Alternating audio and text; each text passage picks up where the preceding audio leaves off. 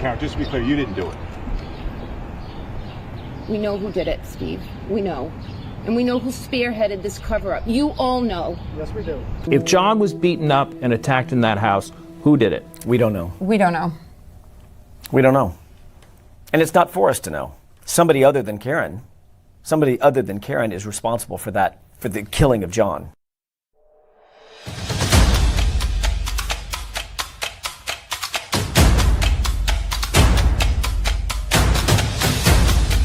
You are listening to the Roberta Glass True Crime Report, putting the true back in true crime.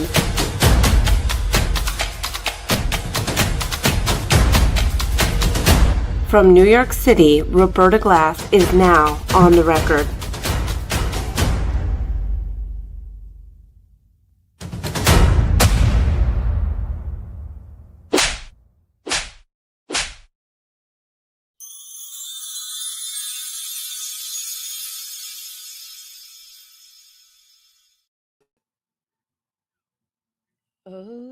Okay. How is everybody? Hello, Tammie. How's Gizzy? Hello, B Rabbit. Hi, Yasmin. Hello, Janine, Crime Junkie. Hello, Maestro. Thank you for moderating, as always, and doing such a good job. Hello, hey, Jude. I'm going to talk about Karen Reed and showing of her home videos today. I'm also going to look at or listen to some of the excerpts from the TV show disgustingly titled A Body in the Snow. I don't know if there's ever been a more repulsive title to a true crime piece of media ever, but victim obscuring, victim really objectifying title. But okay, it is the trial of Karen Reed. So they say, of course, that they have no opinion. It came from zero point of view. And as the Free Karen Reed movement is really collapsing, at least the momentum is going in the direction right now of the Commonwealth. It, of course, can turn on a dime, as we know it can.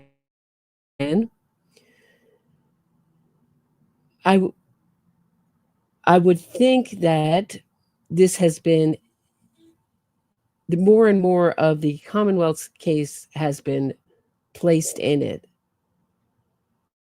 because Free Karen Reed is really on the rocks as far as a movement. It's starting to collapse. I think the real turning point, at least the way I see it, was the reveal of the ARCA witnesses to be hired guns for the defense. Now, that was really the selling point of Free Karen Reed. That was the best thing that they had. If you look at this objectively, if you look at this case objectively, the best thing they had was the federal investigation and what came of it. Now, of course, we all know that the federal investigation was started by David Yannetti and Karen Reed, and the details of that have really yet to come out as to why the Attorney General's office would want to do Karen Reed's bidding and accused cop killers bidding. It's really unclear at this time. But the best thing that came out of that were these ARCA witnesses. And, Adam Lally had absolutely knew 100% that these were hired guns for the defense. He couldn't prove it because he was given no discovery. And this has been a technique that the defense has used to hide their discovery and instead having voir dires. Now they want to, of witnesses, which, as Hank Brennan says, is not very helpful because the defense asks what they want to ask, and you've only been given the information, and immediately you can't really prepare for it, and you don't know the right questions to ask. So that's how. So when it came out that ARCA were paid witnesses for the defense, paid $23,925, and that was all hidden, and that the testimony that we heard was scripted,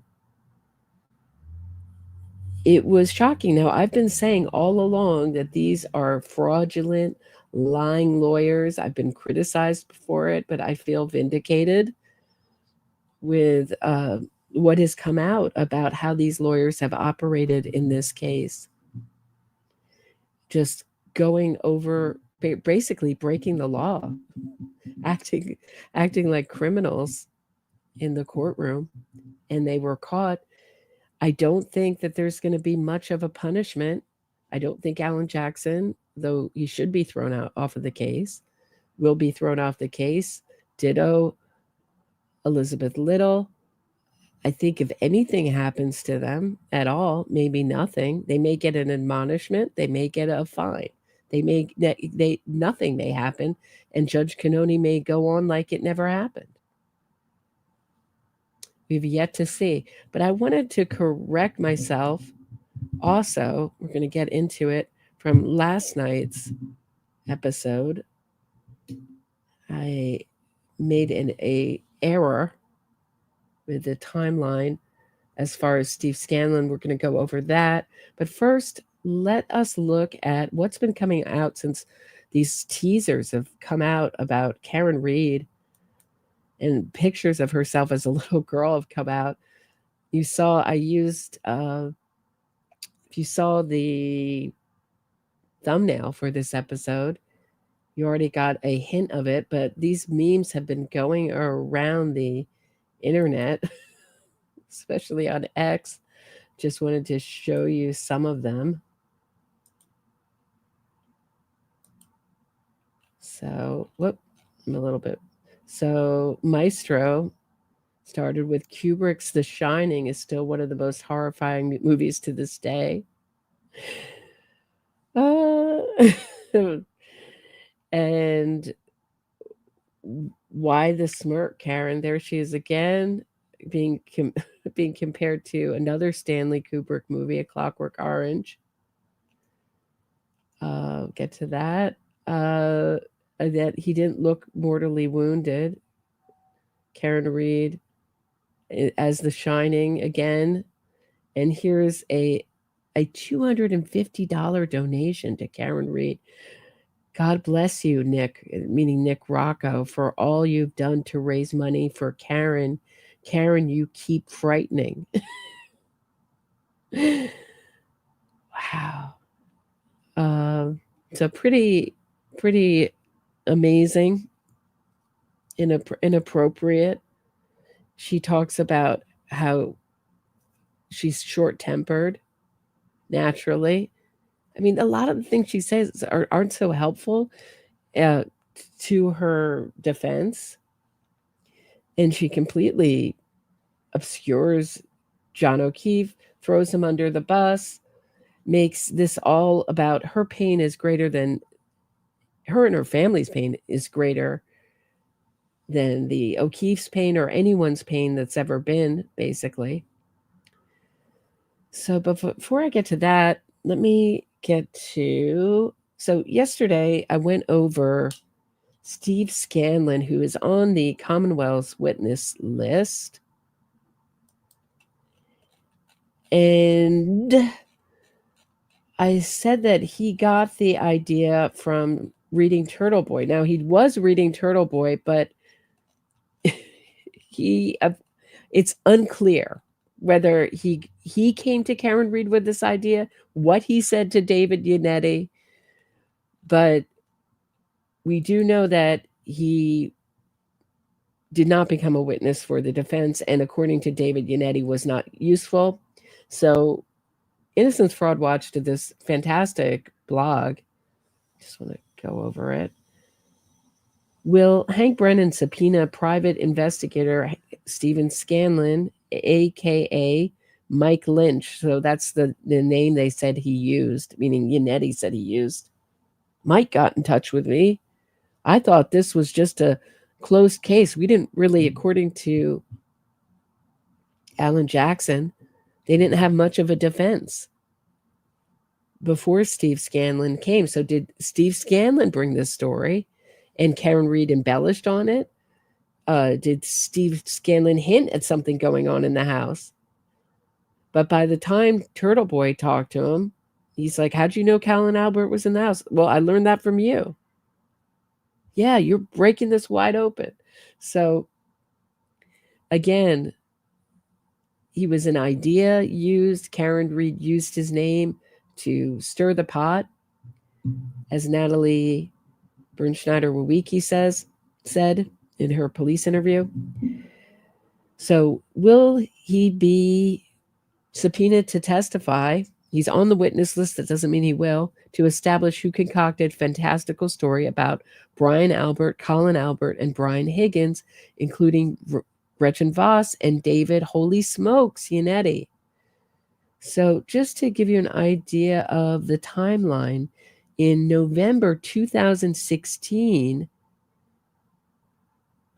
Deputy Sheriff admits he did not follow protocol when discovering body of Jeremiah Oliver in suitcase on side of highway. A deputy sheriff, so this is Steve Scanlon, in the Worcester County Sheriff's Office admitted in testimony on Thursday that he did not follow department protocol upon finding luggage on the side of Interstate 190 that contained, oh, this is rough, the body of a 5-year-old Jeremiah Oliver. Steve Scanlon, who is also the Deputy Director of Internal Affairs for the Sheriff's Office, told Worcester Superior Court Judge Richard Tucker about various conversations he had with an inmate in March and April 2014 that eventually led to the discovery of Oliver's discarded body. The information that led Scanlon and his partner, Mark Morrissey, to Oliver's body came from Perez, who was in the Worcester County Jail in March and April 2014, held in the same unit as Serrera.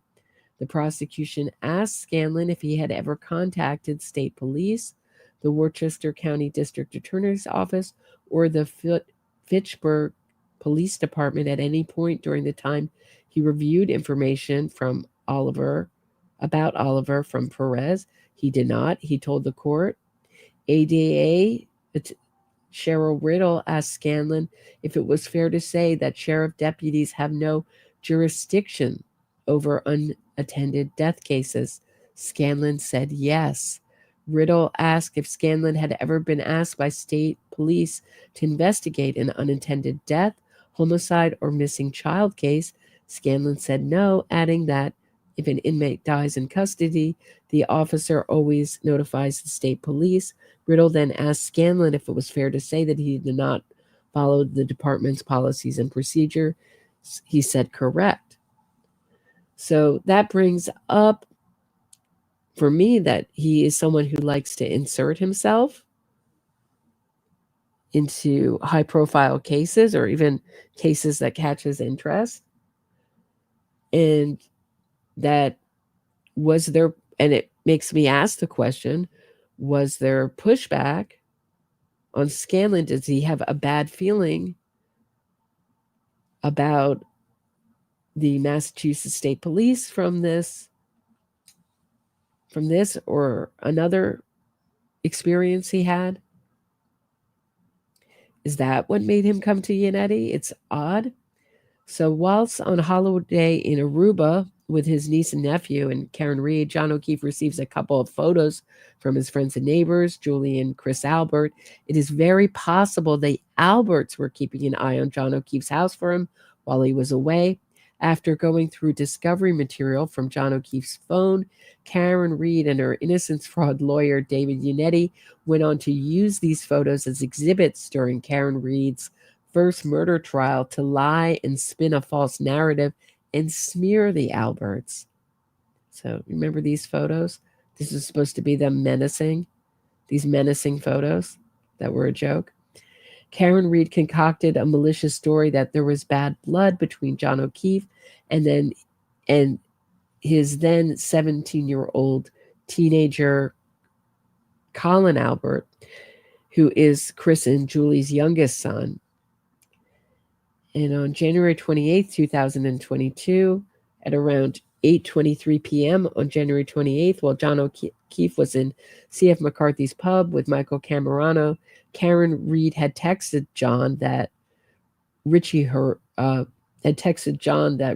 plumber, said he had to go to Home Depot and probably would be back mañana. John O'Keefe had texted Karen Reed at around 8:28 p.m. stating, "Tell him to leave it. I'll take care of it Sunday or Monday." Karen Reed replied, "No, it's okay. I can either meet him here or just shut off the alarm." At around 11:45 p.m. approximately, Julie Nagel had been spending time with her best friend, Brian Albert Jr. from childhood, the son of Brian and Nicole Albert, the owners of 34 Fairview Road. It was Brian Jr.'s birthday on January 29th. Julie said that her friends, Catherine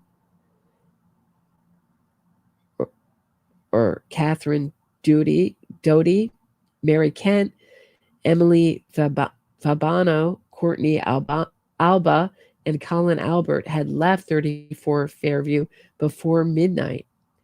It turned out that Colin Albert had left 34 Fairview at around 12:10 a.m. after being picked up by Allison McCabe, who dropped him home. As he was leaving the house, Colin Albert passed by Brian Higgins and Nicole Albert as they were going into the house, having arrived from the Waterfall Bar and Grill.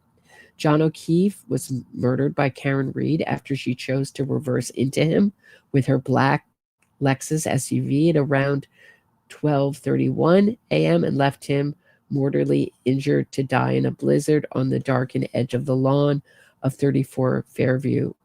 But between around 1:30 a.m. and 4:30, Karen Reed alleged via Gretchen Voss that she had slept on John O'Keefe's couch, having let herself into his garage like a burglar at around 12:36 a.m.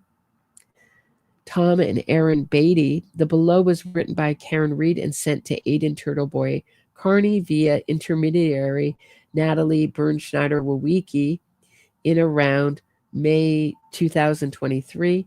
Jen McCabe was calling Tom because Jen knew that Aaron Beatty was in contact with Colin just hours earlier. I don't really want to expose Aaron, but that is why Jen kept calling over there to find out what the Beattys were aware of, and the O'Keefe McCabes would like to spin a tale that I was hooking up with Tom, who half of Canton thinks is gay. Sorry, Nat, if you need a break from middleman duties, please say so. I can have John Silvera take over and give you a reprieve. At around 8:50 a.m. on the day Karen Reed murdered John O'Keefe, Tom Beatty had tried to return Jen McCabe's calls. Tom Beatty's first calls to Jen McCabe were missed. He tried calling Jennifer again at around 1:31 p.m. This call was answered and lasted 3 minutes and 14 seconds. The content of the call is not known to the public. In pre-recorded interviews with Ted Daniels of Boston News 25, Karen Reed stated, "People are being protected." This is February 17, 2025. "People are being protected. I don't know if the motivation was to protect those people, but it's a byproduct of it. There are names, and we know those names. They were hidden from me. I only knew who was in that house from the rumor mill. And on the 30th of January 22nd, Ted Daniels of Boston 25 News met with Karen Reed for a carpool interview. Karen Reed states, the day after he died on January 30th, David Yannetti told me I needed to hire a private investigator, and I did right away. And on January 30th, he drove to my parents. It was still snowing the day after John was killed. My PI picked me up and said we needed to go retrace your steps, and I did it on the 30th, and it was one of the worst days of my life. Gretchen Voss, who interviewed Karen Reed with or without her lawyers in June and July 2023, stated in her September 27, 2023 Boston Magazine Innocence fraud tale, headed the Karen Reed case in Canton, the killing that tore a town apart. Given the new information, Yannetti and Reed say they began to believe that Karen Reed was being framed. They hired a private investigator to knock on doors in Canton. Why didn't Gretchen Voss make it clear in her tale that Karen Reed had hired a private investigator on January 30th? Why did her tale make it appear as though this was not done until sometime after February 2nd and 3rd? And Gretchen Voss also wrote in her tale that Karen Reed was curled up on her parents' couch in Denton for 3 days. She couldn't go anywhere, guys. She couldn't do anything except retrace her steps with a private investigator. She felt well enough to do that. So, again, I'm curious if this is going to come into trial. I would think it would. Here's, again, contradicting statements. So we have, it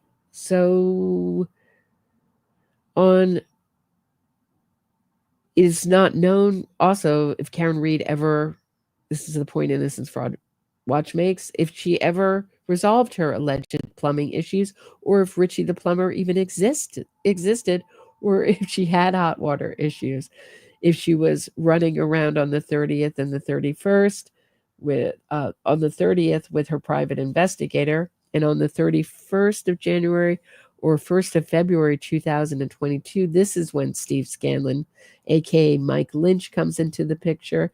The message below from Karen Reed to Aiden Turtleboy from around May 2023. Steve Scanlon told us the whole story of what happened to John. And when we asked him to sign an affidavit, he disappeared. So that's quite different from, so when there's a penalty of perjury, according to Karen Reed, he disappears. Maybe, I don't know. Colin and Brian beat up John, broke his nose, knocked him out. A couple hours later, John was convulsing and vomiting everywhere. Brian and Higgins waited until 3 to 4 a.m. and placed John at the edge of the property. He told us this 2 days after John died. He said John fell backwards when he became unconscious and split his head open. The above message suggests that Steve Scanlon contacted Karen Reed 2 days after John died, which would have been January 31st or February 1st. And on September 6, 2023, Aidan Carney published a blog entitled Canton Cover-Up. And in it, he stated in part on Steve Scanlon, but who could have told them that? But Scanlon does have a daughter who is around the same age as the Albert children and lives in a town nearby. She's virtually invisible on social media, and there are no images we could find of her with anyone involved in this case, but people talk. One of the most common arguments made by people who claim there was no conspiracy was you can't get that many people to keep their mouths shut about a murder. I don't disagree with that. Steve Scanlon's testimony confirms this theory. Someone in that house told someone who wasn't in the house what happened. Eventually that got back to Scanlon, and he couldn't live with it on his conscience. He just wasn't willing to divulge who his source was. He wanted to help because the excitement of being involved in a murder mystery appealed to him. Again, so Aidan Carney's seeing the same thing I'm seeing. Someone who likes to involve themselves in murder cases. He just wasn't willing to go all the way. At least 3 young women his daughter's age, Emily Fambino, Mary Kent, and Catherine Judy, were present inside that house and claimed to have left prior to John O'Keefe arriving. 3 other women were inside the house when John O'Keefe arrived: Sarah Levinson, Julie Nagel, and Caitlin Albert. All it takes is one of these women telling a friend who promises not to tell anyone, but then goes and tells one more friend who they trust not to tell anyone. Steve had to fight back tears as he told us how upsetting it was to have Aiden drag his daughter back into this mess as well. Sergeant Buchanan, October 2023. Scanlon was not at that house. Where did you hear he wasn't? So this is between Cheryl Christodoulou and Lars Larsky, where Cheryl says he heard from his daughter whose friend was there that night. Scanlon cannot testify as he did not witness it. It would be hearsay. He worked with the Boston police and also don't we see prosecutors using testimony even from prison and actually deals with them to testify? And they're arguing that he can't testify. I think she's friends with Steve Scanlon's daughter. She was friends in the house earlier that night. From what's been said, she may be the one who told her, and then Scanlon went to Yannetti a couple of days later. So Karen Reed was arrested at her home on February 1st. On February 2nd, Steve Scanlon claimed he got in touch with Karen Reed. So that's the whole part of the thing. Steve Scanlon told state police that Karen Reed told them to contact her lawyer, David Yannetti. Scanlon had previously told Aiden Carney in June 2023 he had not spoken to Karen Reed. The extracts below are from October 2023 state report by Yuri Buchanan. Stephen stated that he initially reached out to Karen Reed over Facebook Messenger and told her that he was a private investigator and would be willing to put another set of eyes on the investigation, even mentioning that he would do it free of charge. Karen Reed recommended that Stephen contact her attorney, David Yannetti. Why hasn't Stephen Scanlon set the record straight?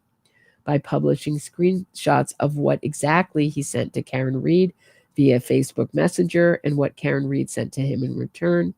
And will this evidence be disclosed at trial? So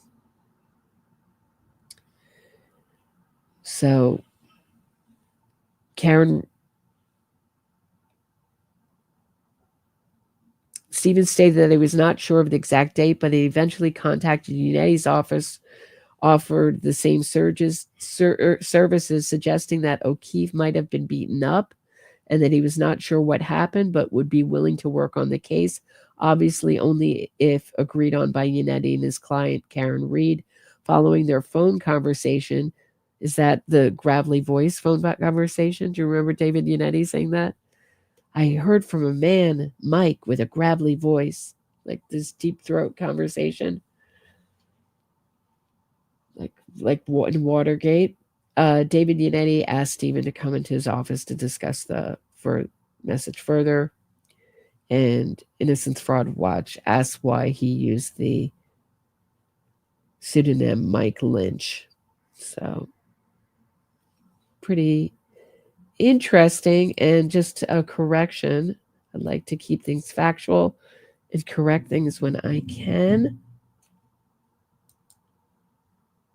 If you want to read the entire blog, the link is in the description of this episode.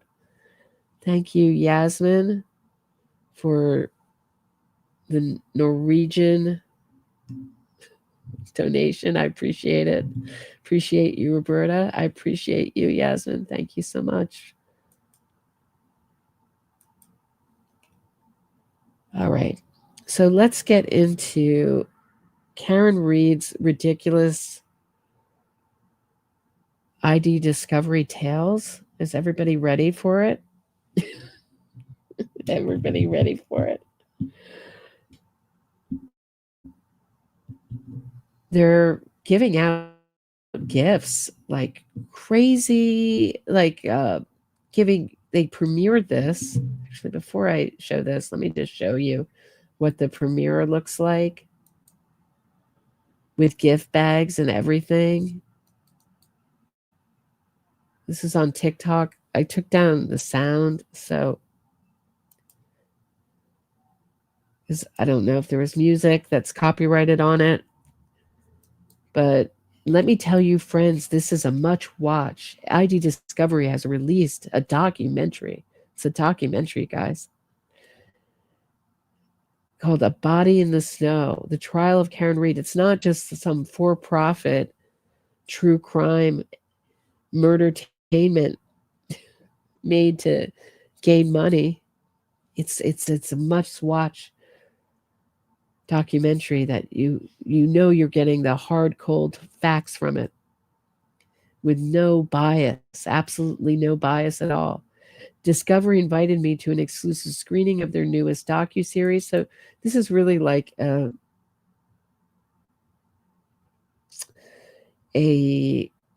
advertisement. So she got to go to the premiere. She got a gift bag. She got treated to some food and a night out. And then in return, she makes a little advertisement for it. A Body in the Snow in these cushy screening rooms in West Hollywood. This was in West Hollywood. And we made our way to the screening room for some, light food. And they had them on the edge of their seat. A girlfriend accused a Boston cop found dead in a trial that had everyone wondering if Karen Read is guilty or innocent. It didn't have me wondering. Certainly the trial didn't have me wondering. I was pretty sure by the fifth or sixth witness, I don't know how many there were, seemed like a ton, all saying Karen Read said she did it.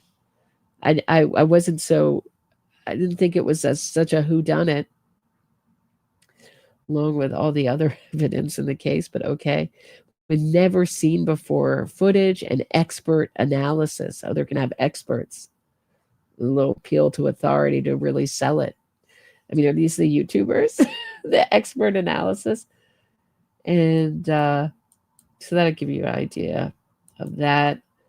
And Aidan Carney says that he was asked to be in it, in her innocence.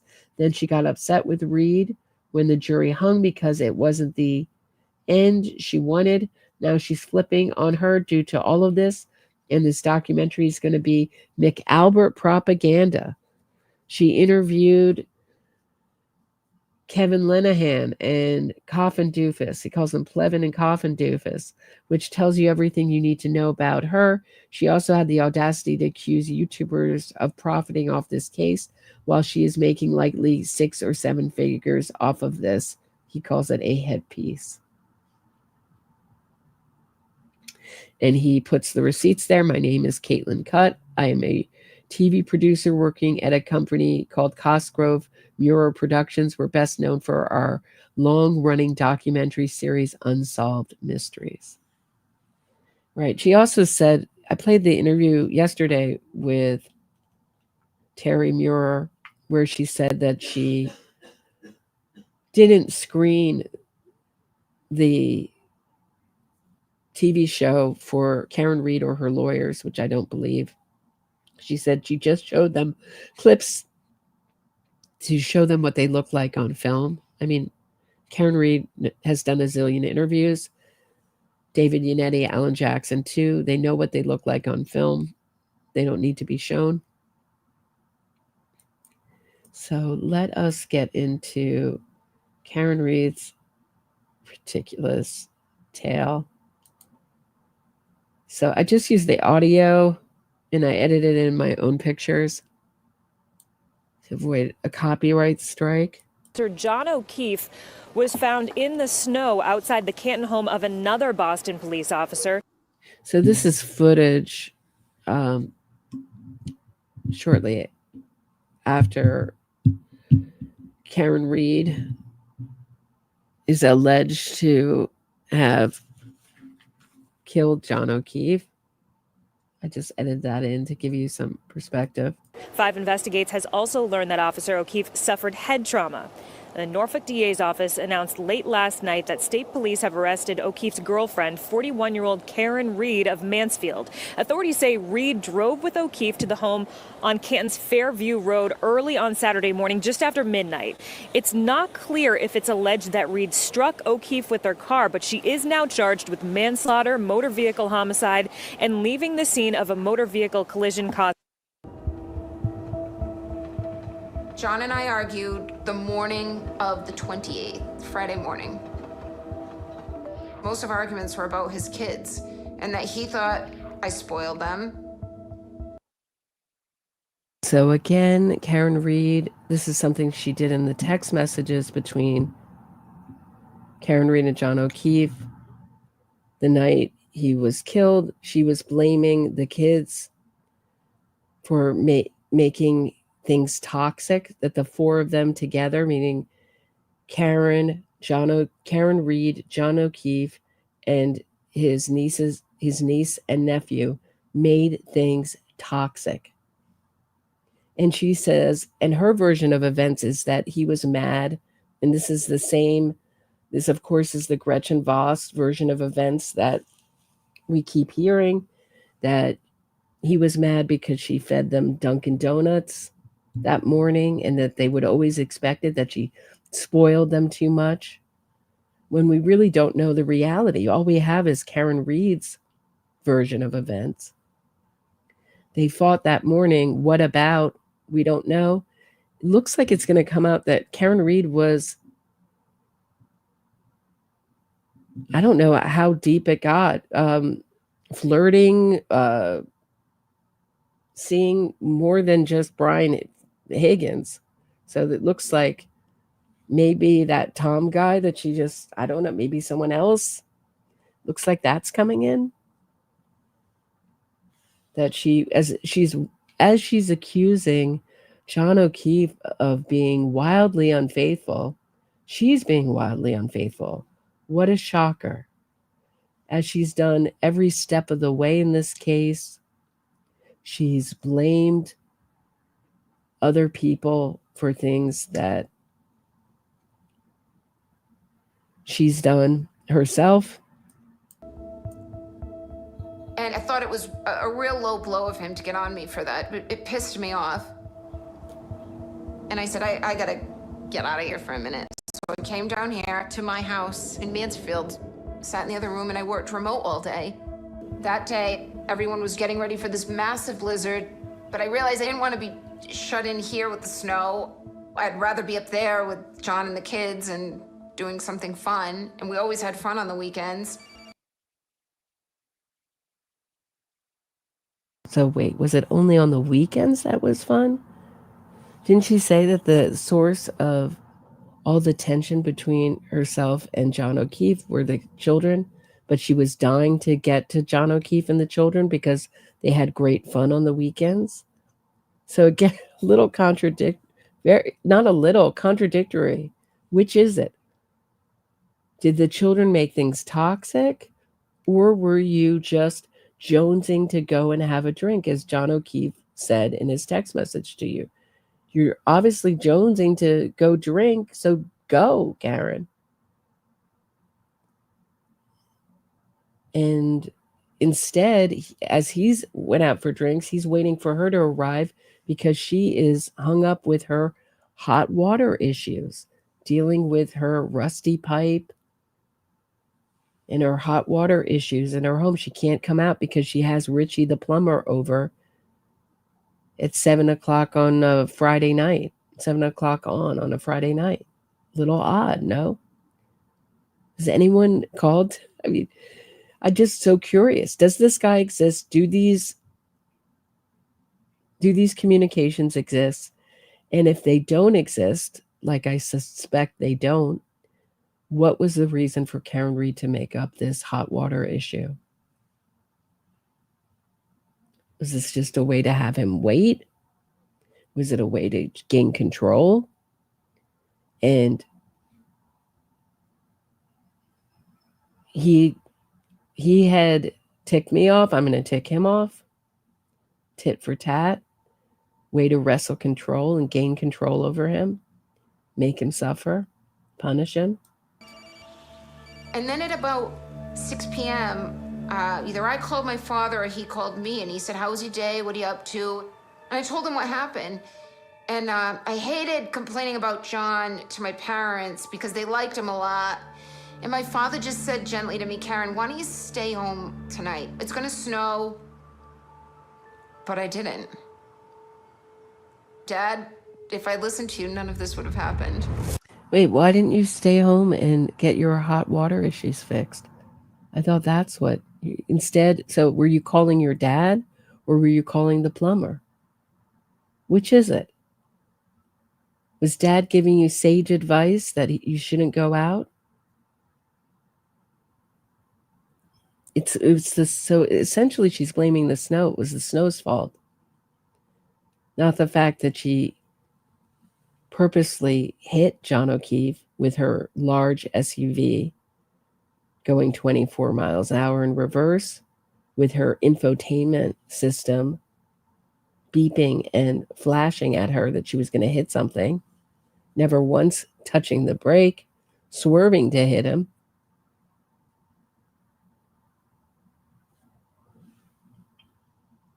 It's the snow's fault, guys. It's the snow's fault. I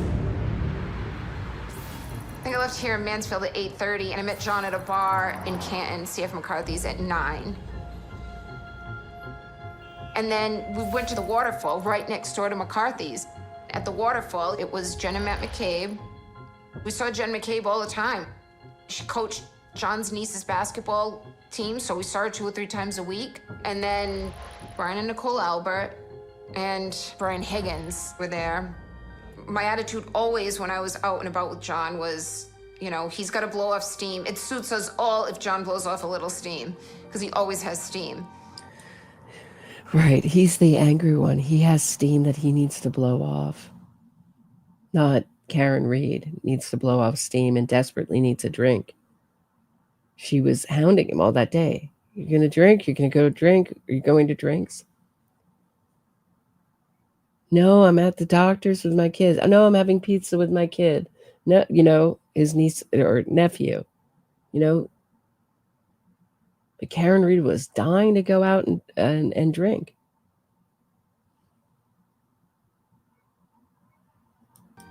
So I said, sure, let's go. But this can't last forever, right?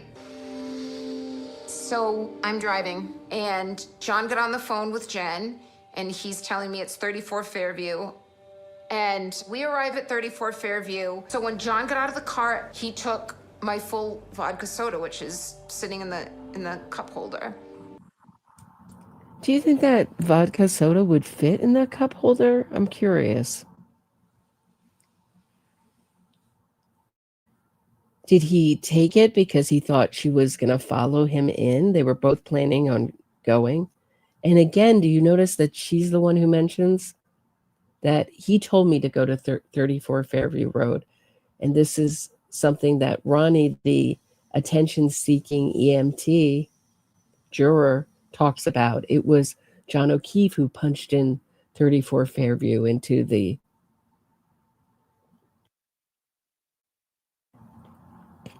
right into you know, to the finder. What do you call that? The finder, you know, the direction thing, the direction finder thing. I don't drive. I'm in New York. I don't use it. So I learned how to drive on stick shift, and we had none of those. We had the gas station and like asking for directions. I still have my driver's license though. I just don't drive all that often, and I don't drive a car that has one of them. GPS. Thank you, Susan Hicks. Thank you, Winona. Thank you, guys. Yeah, GPS. Into the finder thing, otherwise known as the GPS. Okay. And he walked up the driveway, and John always walked, kind of skipped and walked at the same time. He was always in a rush. And I saw him reach the breezeway door, and I waited probably a minute, and he doesn't come. And it only took like 2 or 3 minutes for me to be irritated. So I called him. I didn't want to wait for him to respond to a text. And he didn't answer. I said, you've got to be kidding me. What are you doing? You just went in and I'm sitting here. Oh, you just went in and I'm sitting here. He may have gone in the front door. He may have gone in the side door. It depends on which story I'm telling. I used to tell a story of that I never saw him walk in the door, that I looked at my phone for what reason I didn't know.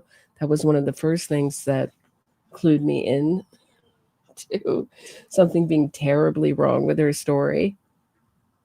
Even cab drivers, when they drop me off my part, make sure I go in the door. That's the thing that you wait for, even with strangers.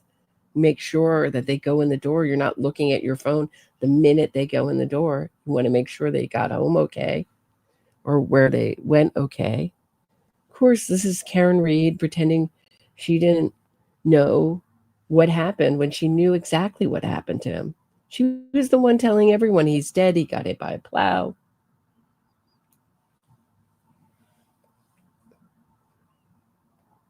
Somehow she knew where to find him, right where to find him in the snow.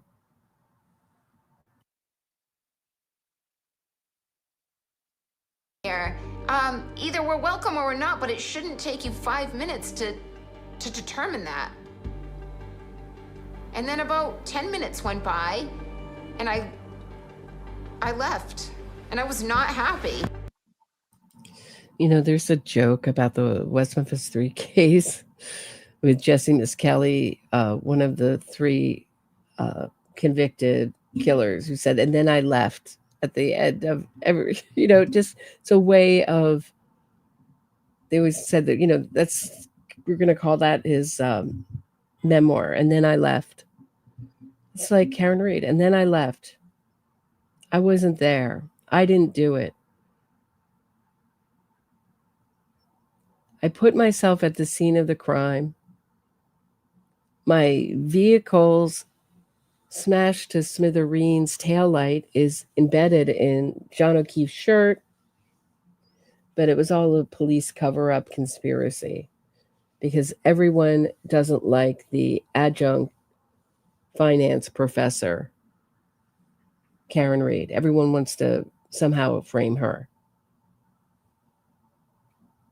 Not anyone else in Canton, right?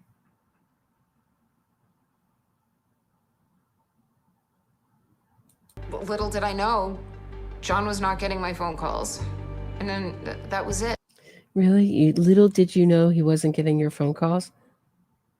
When he wasn't answering? As you're screaming, F you, I hate you, you're a pervert, that strange, he wasn't answering. You didn't go back to check it out. The last I ever talked to him was when he got out of my car at Brian Albert's house. The last I ever talked to him was when he got out of the car. And what did you say? What were they fighting about? There's also a big period of time. It takes less than 5 minutes to walk between C.F. McCarthy's and the Waterfall Bar. And it took them 17 minutes. Did they stop and argue there? You have to ask. Were they arguing all night? And what about?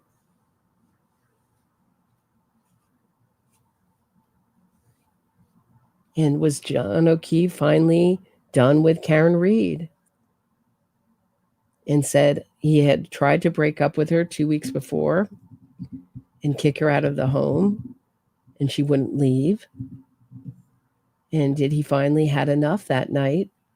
And when he said, I'm going in with or without you, she back, and this is it for us.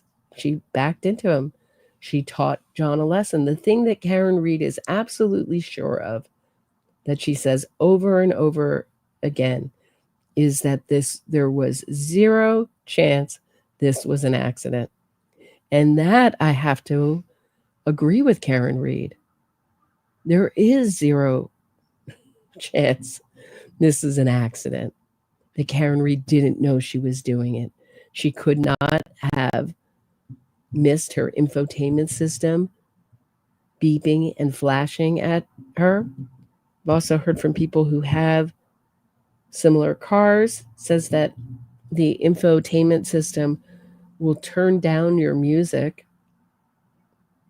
She, of course, now has the howling wind as a backup, but it's a really high-pitched, unnatural noise, and it gets louder and louder and flashes more intensely the closer you get to hitting something. She couldn't have missed that. She seemed to know where John O'Keefe was, that he had been hit by either a plow or, she knew how he died, and she was certain he was dead before anyone else was. She meant to cause serious injury or death.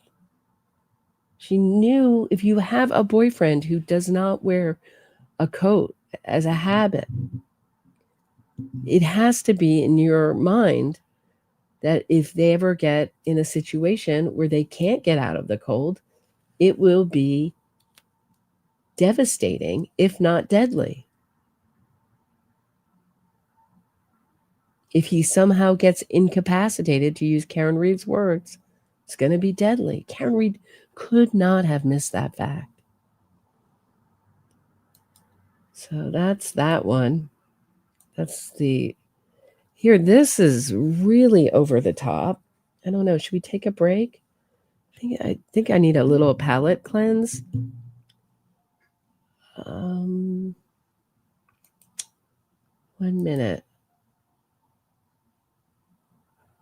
Just gonna play my Alan Jackson song, and I will be back in 2 minutes. There's only so much of Karen Reed I can take at one time. I'll be back in 2 minutes. Don't go anywhere.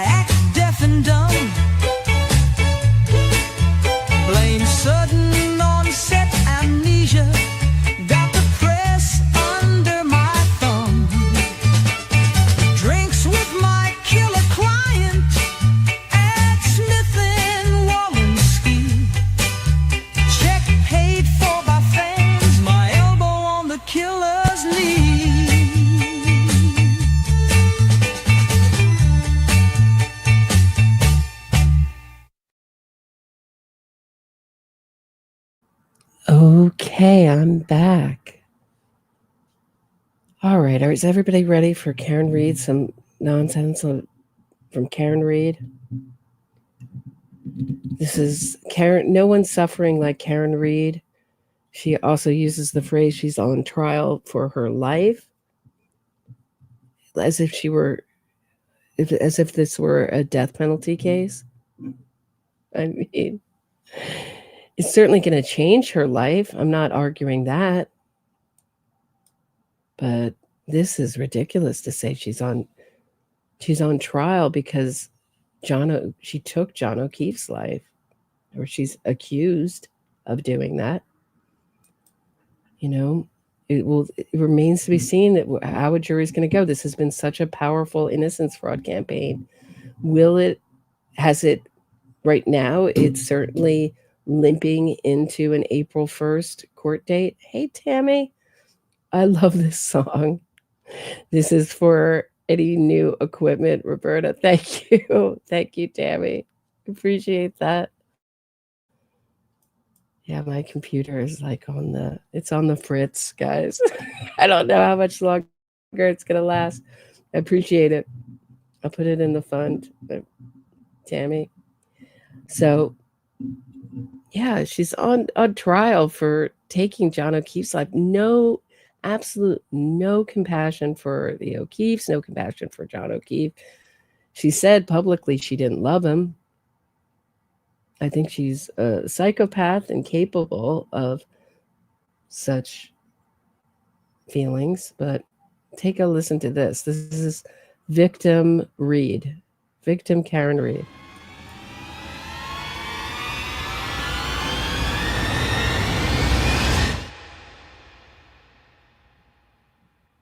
My name is Karen Reed. I'm 44 years old. I've never been married. I don't have any kids.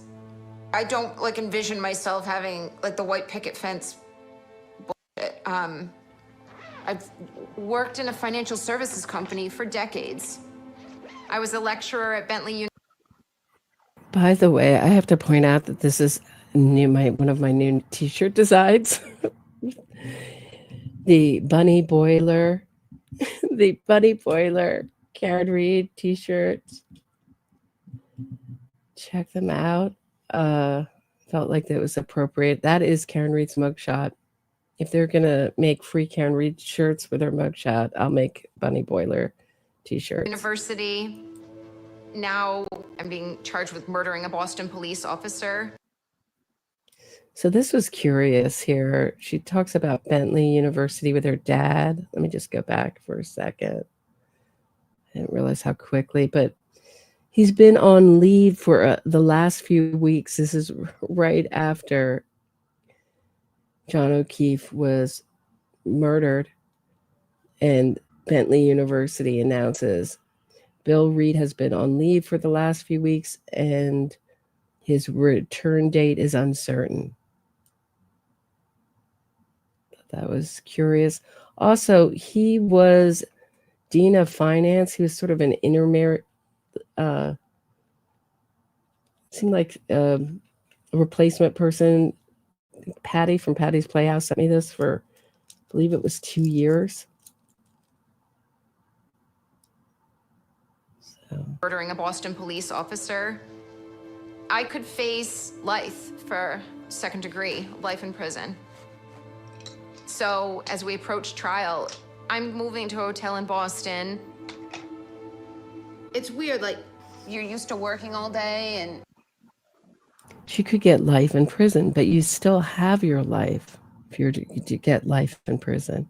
John O'Keefe does not have his life, and his family have been sentenced to a life sentence of grief, thanks to your actions, Karen Reed, not the Snow's actions, not John O'Keefe's actions, your actions. Having a life and a career and a routine, and then you don't have it, and now you're fighting for your life. I still can't believe what's happening to me.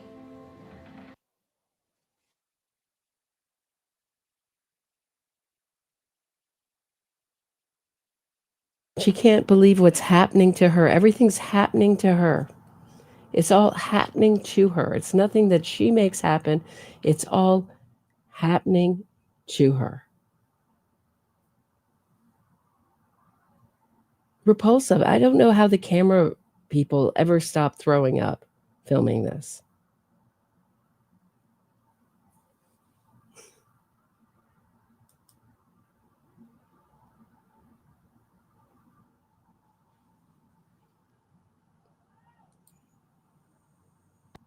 So thanks, Taterbug. Says, keep up the great work, exposing Innocence fraud. Justice for John O'Keefe. Say his name ID. Isn't that disgusting, Tater? Can you believe that they would... A body. The Thing in the Snow by ID Discovery. The thing found in the snow. It happened to be a beloved Boston police officer. It was just a body. Just a body. Yeah, she's the victim, Anna. You get it. Right. Anna Shaw says she's the victim. LOL. Exactly. Unreal. So let me go back just a tad. It's all happening to Karen. Everything happens to her. Poor Karen. The most unlucky person in the world. Karen Reed. Everything's happening to her. Those who knew Officer John O'Keefe say he put others first. He stepped up when others needed him, and he was the example of what a good person could be. An amazing guy. There's no other way to describe him, honestly. His brothers and sisters in blue stood on the steps as Officer John O'Keefe's blue casket was carried out of the church, his family following behind. He made time for everyone. He really just honestly had the biggest heart, honestly, in taking in the kids. O'Keefe. I mean, and can you believe his parents? They first bury one child, his sister, from brain cancer. And then their son is murdered. I mean, and Karen Reed, everything's happening to Karen Reed. Took on the role of raising his niece and nephew after their parents died several years ago. It was a role O'Keefe's family says changed his life. It goes to show the person that he is. He has a huge heart. Like my family said, he would give you the shirt off his back. Just really amazing guy. This 16-year veteran of the Boston Police Department was found unresponsive in the snow outside the Canton home of another police officer during last month's nor'easter. I can only pray that my family gets the answers they need. Last week, O'Keefe's girlfriend, 41-year-old Karen Reed, pleaded not guilty on charges connected to his death. During a court appearance, prosecutors say the couple had been out drinking the night before, saying when Reed found... Right, again, they don't mention that Yannetti said in this hearing that she had a brain tumor and a list of other ailments we've never heard about again.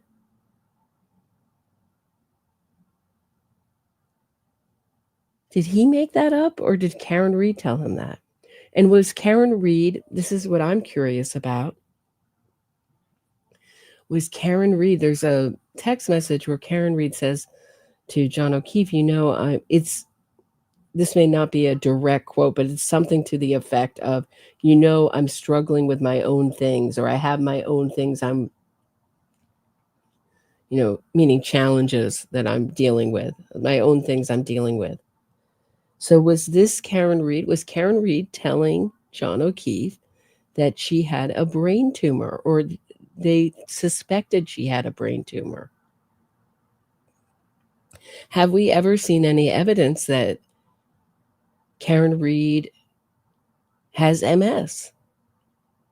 Was Karen Reed using these kind of imaginary illnesses as a way to gain control in the relationship, meaning I'm suffering, you have to treat me nicely and gently because I'm facing possible dealing with a brain tumor, dealing with MS.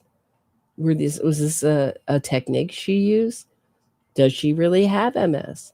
Did she see that Jennifer McCabe had MS and echoed her story, mirrored it? Oh, we're so alike. She had, according to Yannetti, she had so much of her colon removed with bowel issues. Are these things that she told David Yannetti? Or are these things David Yannetti made up? Let me know in the comments what you think. I'm very curious. Her boyfriend in the snow the following day, she questioned whether she'd hit him with her car. O'Keefe's family now praying for answers. I think that's the least that my family deserves. I mean, no one's bringing Johnny back, and it's very unfortunate and still, unbelievable, but I think the least thing my family deserves. We desperately need answers. O'Keefe, a Braintree native, was laid to rest at Blue Hill Cemetery. During the eulogy, his brother says his death leaves behind a void they can never fill. Live in Braintree, Emily Maha, WCVB News Center. So I just put that in there. This is a reminder of what we're talking about here.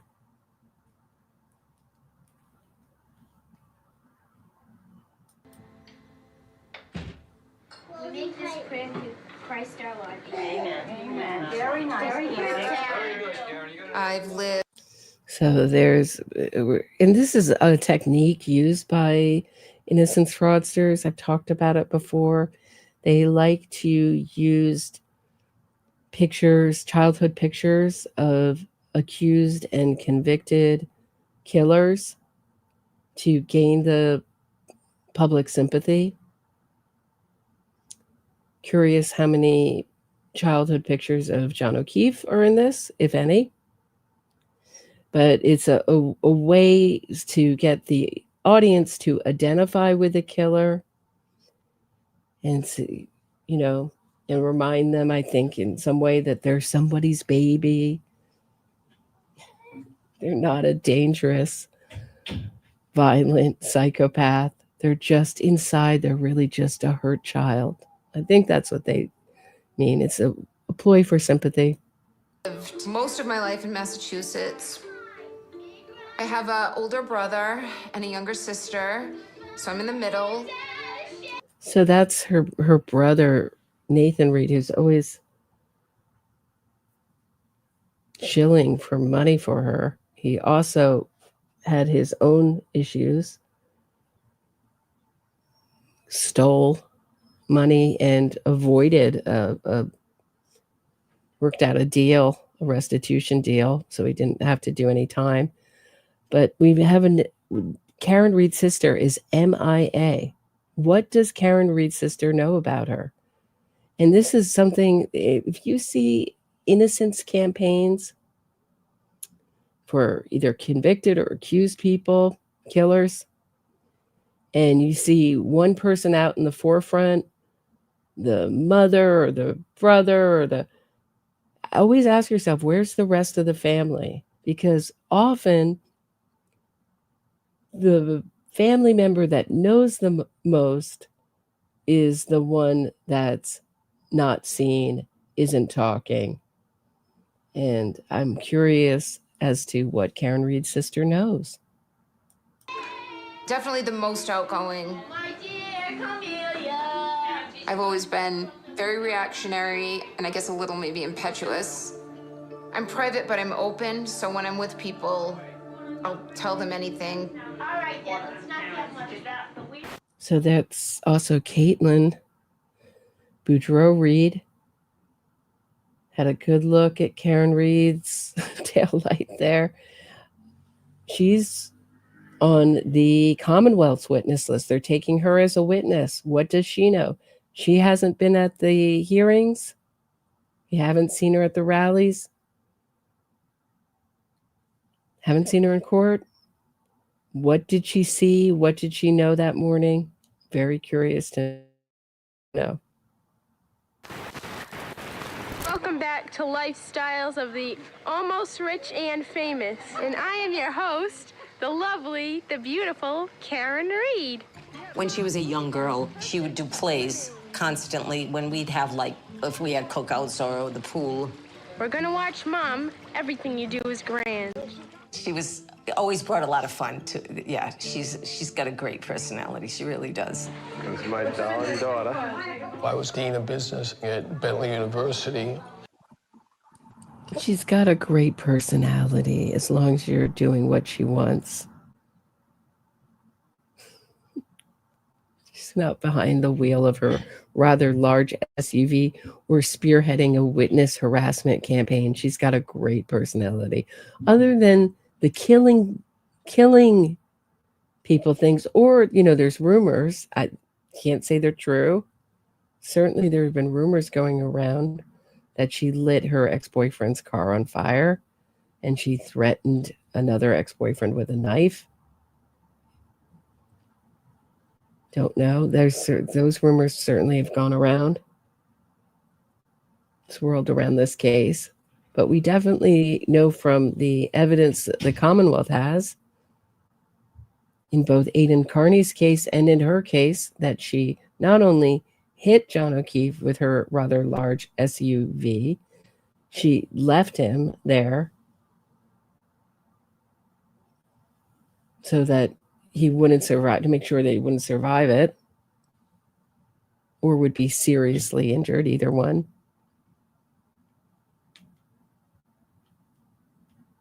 And she immediately, from the minute she got arrested, worked very hard to blame everyone else for the crime that she did and started a campaign of harassing witnesses, harassing the victim's family, and degrading and insulting the memory of John O'Keefe and trying to and re-victimizing his family. Other than that, she's delightful. I did that up until the time this event transpired. Health, holiness, and happiness for everybody here. My father loved his job so much, and there's an old phrase, you love your job, you never work a day in your life, and that's my dad. And I mean, my dad's gonna be 76, I've just turned 44, and I need my dad more than ever.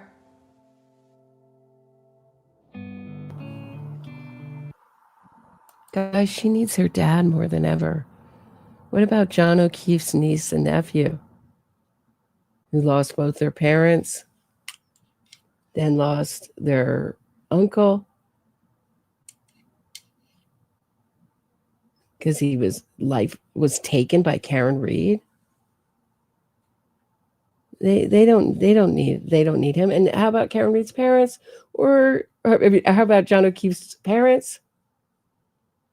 Excuse me, or John O'Keefe's brother, or his friends. They don't need him more than ever. He's just a body in the snow, right? Right, ID Discovery? Freaking revolting title. You know what? I'm going to write a book about Karen Reed, and I'm going to call it The Thing on Trial. How about that? That's my book on Karen Reed.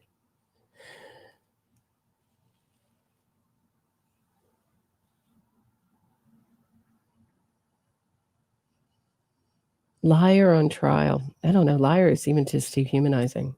John died 2 years, 2 months ago. And we dated maybe just shy of 2 years. Okay, first thing you need is the graham crackers. You reach into the bag and you pull out a set of graham crackers. Okay, also inside the bag, if you look, there is some chocolate bars. Johnny and I grew up together on the same street. We met when we were 4. I went to the same nursery school. And we went to school, elementary, junior high, high school, all the way through. Stayed close friends during college. Stayed close friends when I was moving around the country for my job. He'd visit me wherever I lived. So I knew Johnny for over 40 years. Okay, so that's it.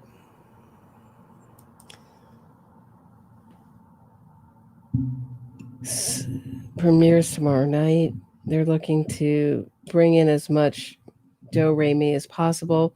Anything that isn't 100% on board, that it doesn't have 100% Karen Reed people, is going to be called a hit piece by Aidan Carney and company.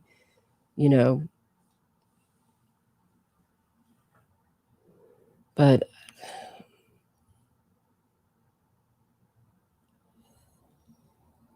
it feels so, doesn't it feel so obligatory, like the obligatory, we're going to do the spot about the body here. This is where we put the stuff about the body here. I mean, and half the people have been signed to the Netflix documentary and made deals with Netflix to not give interviews. And I've heard, including the O'Keefe family, which has been a real disadvantage. Of course, that's the project Gretchen Voss is behind. The same Gretchen Voss who fought to get her notes out, notes and unedited, who edited her interview with Karen Reed. Like, just took almost all of it out and gave a tiny bit to the court. So they had to fight to get the whole interview. And then the next thing we hear about is we hear that Gretchen Voss was told by Alan Jackson some information that he wasn't allowed to tell her. And he told her to wait till he puts it in a filing. Meaning it's, we'll get the information out in the filing, and then you can report on it that way. So it makes her look in cahoots with the defense team, which my theory is, although we won't know for sure, Gretchen Voss is also on the witness list for the Commonwealth. I may be wrong, but my thought is that she was targeted by the defense team to, handpicked to write this article for Boston Magazine. And so she'd write the defense narrative of the piece. Certainly, Gretchen Voss has never corrected any of the inaccuracies or even contradictions in her piece since then. That is, there's also like another really curious character in this is Michael Baden's second wife is come into this. I'm going to talk about her, I guess, on Tuesday. But Michael Baden has an interesting history with New York and certainly an controversial history all around. And she's the one who filmed Aidan Carney doing the gross gestures that got him his 20th witness harassment charge. I think we're going to talk about that on Tuesday. I'm going to leave it here for today. Keep it short and sweet. I will see you all Tuesday at 6 p.m. Have a great night. Please hit the thumbs up, leave me a comment, share this episode. All those things really help the algorithm. I read every single comment and get so much out of your comments. Support my work on Patreon, buy me a coffee, or shoot a donation to this channel that on Venmo. We're still talking about innocence fraud 10 years later out, and it's not always the easiest road to take, but it's such an important topic. Certainly there is a tsunami of innocence fraud sweeping this country and so many.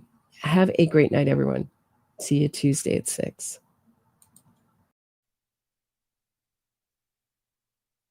I hit my boyfriend with a car. It wasn't an accident.